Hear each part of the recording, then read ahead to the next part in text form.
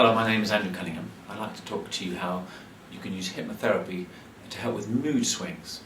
Now, mood swings, if you suffer from them, of course, are to do with a sort of high energy time, feeling of being able to do anything, or very powerful, or maybe even feeling very creative, or very warm, very loving. And then there's a sort of dip where you feel the opposite, and you feel maybe angry or hopeless or very, very tired, and there's basically this sort of shift from a high to low. Now, some people may diagnose that as depression, and some people may think, well, I'm not depressed, I just have these mood swings. So it's really about not necessarily making a particular diagnosis, but sensing how can you control these states a bit more.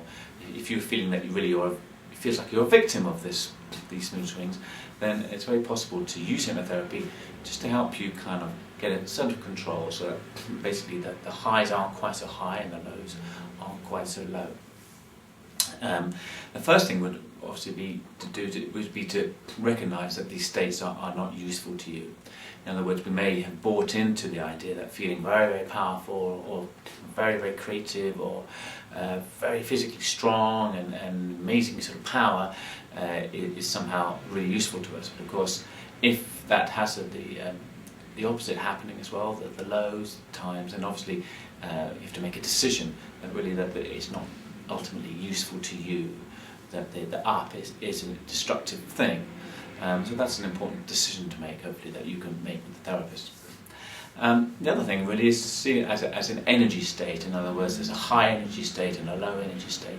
Where hypnotherapy can help is through the imagination and through relaxation and visualization.